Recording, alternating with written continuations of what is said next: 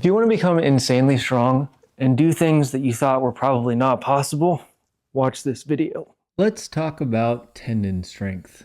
These are your tendons and they attach to your muscles. But there's something really interesting about the relationship to your muscles, tendons, and your brain. If your tendons are weak, your brain will actually limit the amount of force your muscles can put on them. That's to prevent them from getting ruptured or injured in some way. So if you want to be really strong, you have to have strong tendons. Here are a few ways to train them. The safest way to train tendons is by doing isometrics, which could be just hanging on a ledge for a certain amount of time. It's also the simplest method. One of my favorite ways to train tendons is by using a force curve.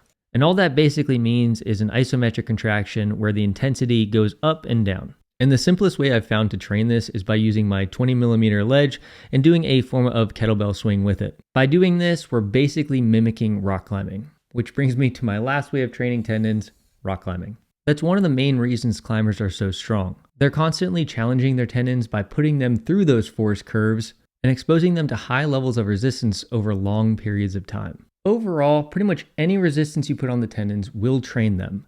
I get a lot of questions about fat grips and using a fat bar. Those will train your tendons. In my opinion, not as ideally as using a flat ledge, but you'll still get great training from it. One note about tendons is they take a very long time to train, sometimes up to 6 times longer than muscles do, and that's due to their low circulation. So when training your tendons, it's not a sprint, it's a marathon. Train safely and prepare to train for a very long time. Hopefully this helps.